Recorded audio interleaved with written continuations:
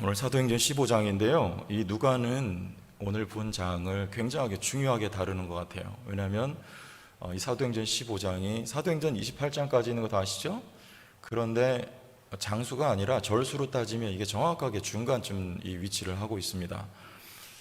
그래서 이 사도행전 15장의 최초의 종교회의입니다. 이게 예루살렘에서 있었던 종교회의인데 이게 굉장히 중요하게 누가는 이것을 다루고 있고, 따라서 이 종교회의에서 이제 진리가 확정이 돼요. 오직 은혜로만.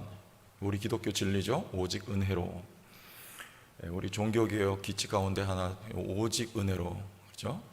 오직 은혜로만. 유대인들은 기독교로 개종했음에도 불구하고 은혜 더하기 뭐였어요? 할례도 받아야 된다. 구원받으려면. 그리고 율법도 준수해야 구원받는다. 이런 거를 굉장히 강하게 주장을 했습니다. 그래서 바울이 안디옥 교회에 1차 선교 마치고 돌아왔는데 거기까지 쫓아왔어요. 그래서 교회에 야, 너희들 할례 안 받으면 구원 못 받는다. 딱 그러니까 바울이 지금까지 뭘 가르쳤습니까? 오직 믿음으로만 가르쳤거든요. 여러분 로마서 읽어보세요. 갈라디아서하고. 바울이 갈라디아서 특히 읽어보면 막 분개를 하면서 내가 너에게 전한 복음 아니면 하늘로서 온 천사라도 저주를 받을지어다. 막 그렇게 서신을 써내려가죠. 그렇게 강조점을 두고 오직 은혜로, 오직 믿음으로 가르쳤는데 유대인들이 와가지고 이걸 완전히 뒤집어 보려고 하는 그런 가르침을 하니까 이게 안디옥 교회는 안디옥 교회대로 지금 위기고 예루살렘 교회는 예루살렘 교회대로, 왜 그런 유대인들이 많이 교회 가운데 있었기 때문에 기하급수적으로 이방인 신자들이 늘어납니다. 그런데 그들의 삶에 문화가 있고 환경이 기반이 있잖아요. 자기들이 살아왔던. 근데 이들을 어떻게 이들에게 하나님의 말씀을 가르치고 이들을 어떻게 우리가 교회의 일원으로 받아들일 것인가 했을 때 이 예루살렘 교회는 예루살렘 교회대로 이게 보통 이게 문제거리가 아닌 겁니다. 그래서 이렇게 이제 예루살렘에서 종교 회의를 열고 이제 만장일치로 오직 은혜로 이게 딱 확정이 돼요. 야고보, 베드로 설교를 통해서. 그리고 몇 가지 이제 문화적인 금지 사항이 추가가 되는데 우리 20절 보면 이런 것이었습니다. 29절입니다. 우상의 제물과 피와 목매어 죽인 것과 음행을 멀리할지니라. 요거예요. 요 문화적 명령입니다. 우상 숭배하지 말고, 그 다음에 피하고 목매어 죽인 건 서로 연관성이 있습니다. 목매어 죽인 건 뭐냐면 이렇게 비틀어서 죽이는 거예요. 그러면 피가 어떻게 돼요?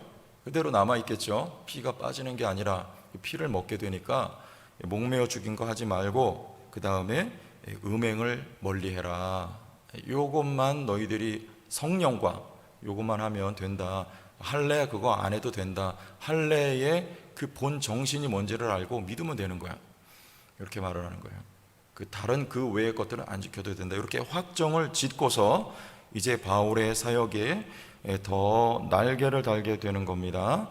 이 사건을 계기로 박차를 바울의 선교 사역이 이제 가게 되고 아시아를 넘어서 유럽으로, 그리고 예루살렘이 시야에서 사라지고 로마가 등장하게 되는 그림을 누가는 요 사도행전 15장을 기점으로 계속해서 써내려가는 거예요.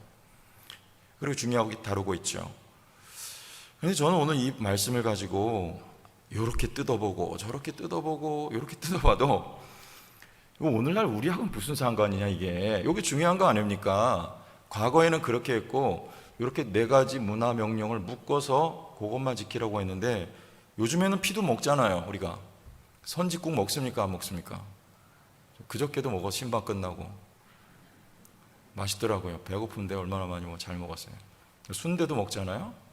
여기 총공회 그쪽은 순대도 안 먹죠. 피 들어갔다고 안 먹어요. 근데 우리하고 그다지 우리가 그렇게 하지 않지 않습니까? 오늘날 이게 무슨 상관, 이게 어떤 메시지를 우리가 해야 되는가? 제가 이렇게 털어보고 이렇게 뒤집어 봐도 이게 뭔가를 이게 건져 올라오는 게 없어요. 그래서 이렇게 오늘 두 가지만 우리 삶에 실제적으로 적용할 수 있는 부분 요약을 해가지고 오늘 말씀을 나누고 시간을 마치려고 하는데요. 첫 번째는 뭐냐면 기독교 진리 문제에 오늘 말씀에도 나오고 있는 오직 은혜로 요 부분입니다. 오직 은혜로. 제가 신학을 공부하고 또 교회에서 전도사 사역도 하고 하면서 제일 답답했던 질문 가운데 하나가 뭐냐면 요거예요. 구원은 은혜로 받고 축복은 행위로 받는다. 요 명제입니다. 여러분 어떻게 생각하십니까? 아멘이세요? 이 성도님들은 지도자가 정신 바짝 차려야 되니까 약간 비스무리하게 2단 색깔 섞어도 잘 모르셔요. 아멘이죠? 그럼 다 아멘 하신다고. 이게 물론 2단은 아니지만 정확하게 하면 물론 그런 면이 있어요. 우리가 구원은 은혜로 받고 또 우리가 심어야지, 제가 말씀드렸잖아요. 심어야 거두지 않습니까? 그런 차원에서 보면 맞는데 그게 또 더 깊이 들어가면 정확한 건 아니에요. 구원도 축복도 시작과 출발은 다 은혜에서 시작이 돼요. 그래서 종교개혁할 때 오직 은혜로, 그런 오직 은혜로, 축복은 행위로 이런 거 없습니다. 오직 은혜로, 오직 성경으로, 오직 하나님의 영광을 위하여 이렇게 나가는 거잖아요. 그래서 저도 그렇게 믿어요. 구원도 축복도 은혜로 말미암는다. 저는 그렇게 믿는 거죠. 그러면 이렇게 생각할 거예요. 그럼 아무것도 안 해도 되냐? 아무것도 안 해도 됩니까? 그러면 은혜로 복도 받으니까. 그런데 그게 오해가 있어요. 그게 아니라 여러분 은혜를 입으면 뭐 하고 싶습니까? 우리의 행위는 은혜에서 촉발되는 거예요. 내가 은혜를 받았으면 거기에 대한 반응으로 여러분 삶이 나오고 행위가 나오고 내가 의지도 발현하게 되고 하나님 말씀대로 살려고 하는 노력도 내가 갖게 되는 거예요. 그래서 은혜에서 시작하는 겁니다. 그런데 이거를 누구한테 물어보고 교수님한테 여쭤봐도 속 시원하게 대답을 안 하셔요. 그냥 너 기도하고 묵상해보라 그러고, 목사님들도 그렇게 잘 안 가르쳐 주시더라고요. 그래서 이거 가지고 고민 많이 했습니다. 이걸 가지고 따지고 들 수도 없고, 제가 볼 때는 이게 다 은혜로 하는 건데, 구원은 은혜로 하고 축복은 행위로 받는다고 하니까 여러분 그러면 뭐가 될까요? 기독교가 그러면 율법 종교가 되고 맙니다. 구원은 은혜로 받고 복은 행위로 받는다고 하면 이렇게 딱 명제를 정해놓으면 복 받기 위해서 여러분 얼마나 우리가 노력을 해야 됩니까? 그렇습니까? 안 그렇습니까? 헌금을 우리가 얼마나 많이 드려야 되겠어요? 복 받아내려고. 근데 그렇게 접근하면 이게 기독교의 원래 정신에 위배되는 것 같아요. 제가 볼 때는 그게 아니라 하나님 앞에 내가 받은 은혜가 감사해서 여러분 헌금도 많이 드리시기 바랍니다. 저 목사 또 헌금 강조한다 그래. 그런 거 아닙니다. 모든 것이 하나님의 은혜입니다. 은혜 보태지 아니어야 되는 거예요. 오늘 사도행전에 그 말씀하고 있네요. 구원만이 아니라 모든 것이 하나님의 은혜에서 우리가 시작하고 출발해서 나가는 거예요. 그래서 하게 되는 겁니다. 하지 말라는 게 아닙니다. 잘 들으셔야 돼요. 진짜예요. 이게 진짜. 내가 은혜 받고 성령 받았으면요, 내가 하게 되어 있습니다. 선교 나가게 되어 있어요. 교회에서 아무도 보지 않아도 이 바닥 쓸게 되어 있어요. 감사하니까 하는 거예요. 내가 헌금 얼마나, 이게 중요한 게 아니라 하나님 앞에 내 가진 것을 드리는 것이죠. 주님의 은혜를 내가 받았기 때문에. 맞죠? 그래서 기독교는 내가 해서 받아내는 게 아니고, 잘 들으세요. 뭐라고요? 해서 받아내는 게 아니고 받고 하는 겁니다. 이 순서예요. 아멘. 여러분 먼저 받으시길 바랍니다. 받으셨습니까? 그러면 하는 행위가 나와야 되는 거예요. 그게 야고보서 말씀이에요. 네가 구원 받았냐? 네 믿음이 진짜냐? 그럼 행위가 있어야지 그게 맞다는 것이죠. 받고 그 다음에 나의 삶에 합당한 열매가 나오게 되는 것입니다. 이게. 먼저 여러분 누리는 신앙생활 합시다. 교회 나와서 누리는 신앙, 하나님 말씀 받고 하나님 나에게 행하신 일이 뭔지. 이 성경이 두꺼운 이유가 여러분 뭔지 아시죠? 왜 66권에 이게 하나님이 날 위해서 하신 일이 여기 다 기록되어 있는 거예요. 그거를 내가 성경을 보면서 찾아서 먹는 겁니다. 하나님이 날 위해서 이런 일을 하셨구나. 지금도 이렇게 역사하고 계시구나. 하나님이 날 이렇게 사랑하시는구나. 이게 성경에 기록되어 있는 거예요. 그래서 그것을 내가 읽고 듣고 배우고 누리는 삶을 살아가는 거예요. 누리는 삶. 누리는 것이 신앙생활입니다. 누리네 아버지 은혜. 그런 찬양 있죠? 없나요? 있어요. 누리는 거예요. 누리는 거. 그러면서 주의 은혜 감사하여서 우리가 더 주 앞에 헌신되는 자리로 나가게 되는 거, 이게 우리 기독교의 행위론입니다.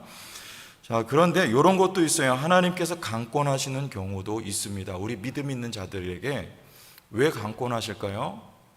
심게 하시려고, 그야말로 이런 것도 있어요. 어떻게 해요? 이 상황에서 내가 벗어나고 싶어요. 너무 힘들어요. 저 같은 경우는 교회하고 관련돼서, 왜냐하면 제가 교회 사역자니까 그냥 어릴 때부터 교회에서 살았으니까, 교회를 떠나면, 저 개인 간증이지만 죄송해요, 교회를 떠나면 저는 고생해요. 항상 그랬어요. 교회 떠나서 뭐 딴 일 해보려고 그러면 항상 고생해요. 근데 교회로 돌아오면 평안합니다. 저는 개인적으로 그래요. 그런데 교회하고 관련돼서 늘 힘든 게 있어요. 거기 벗어나고 싶고 탈피하고 싶은데 못하는 거예요. 그게 안 돼요. 못 벗어나요. 거기서 저에게 주어진 일을 죽으나 사나 자나 깨나 그거를 해내야 돼요. 수년 동안. 그건 뭡니까? 저는 그거를 심는 거라고 생각해요. 하나님이 그거를 다 심고 나서 저에게 복 주시려고.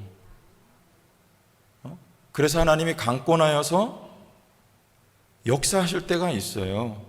여러분 지금 견디기 어려운 그런 견뎌내야 되는 상황, 탈출하고 싶고 또 어디론가 가고 싶은데 그 벗어날 수 없는 상황이라면 여러분 거기서 눈물로 씨를 심으시기를 바랍니다.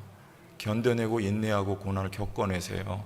그건 하나님이 허락하여 주신 축복의 길입니다. 그거 잘 감당하면 여러분 하나님이 반드시 축복하세요. 교회를 위해서 심으면 하나님이 교회 가운데서 거두게 하세요. 그런데 그거 안 하고 힘들다고 도망가잖아요? 그럼 어떻게 될까요? 제가 도망가 봤잖아요.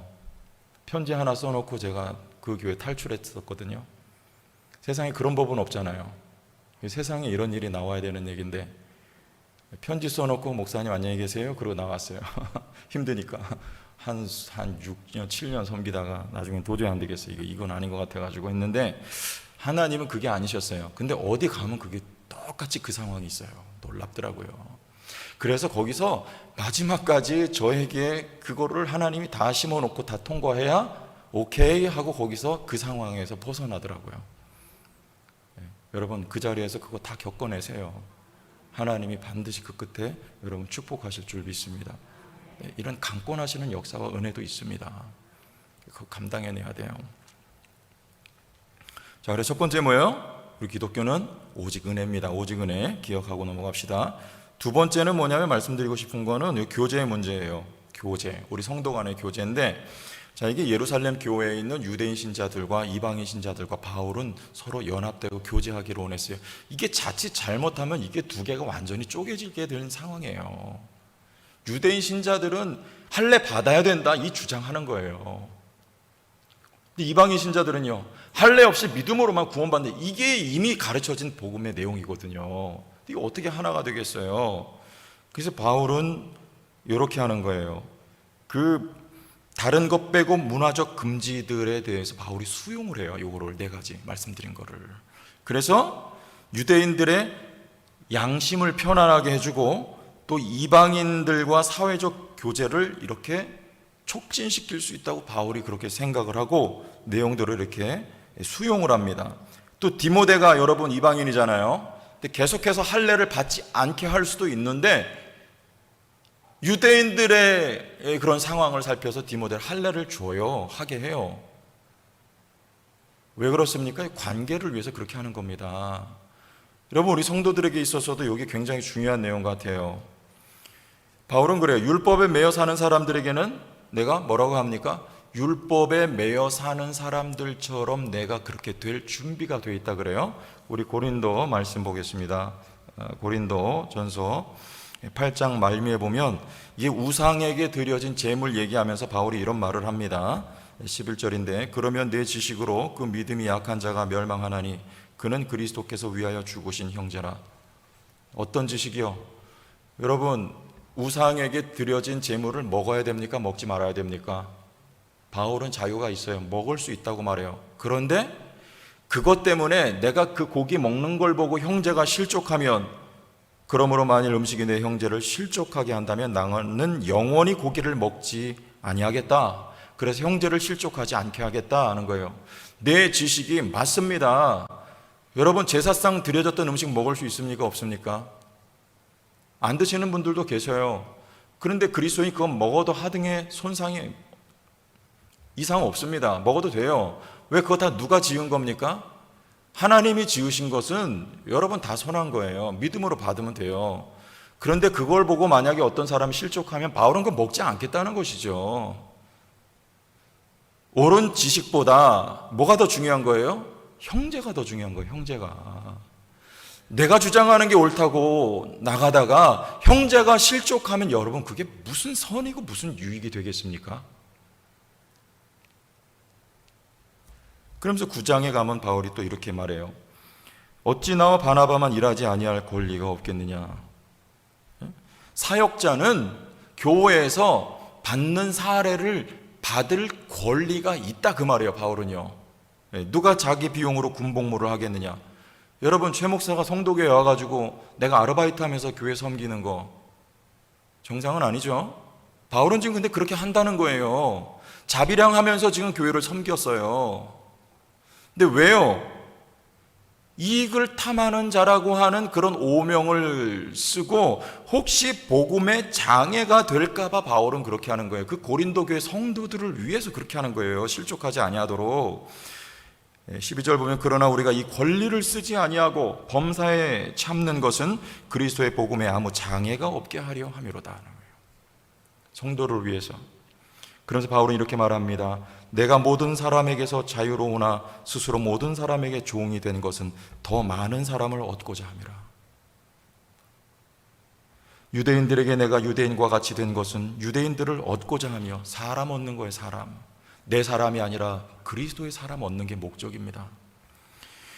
율법 아래 있는 자들에게는 내가 율법 아래 있지 아니하나 율법 아래 있는 자 같이 된 것은 율법 아래 있는 자들을 얻고자 함이요, 율법 없는 자에게는 내가 하나님께는 율법 없는 자가 아니요 도리어 그리스도의 율법 아래에 있는 자이나 율법 없는 자와 같이 된 것은 율법 없는 자들을 얻고자 함이라.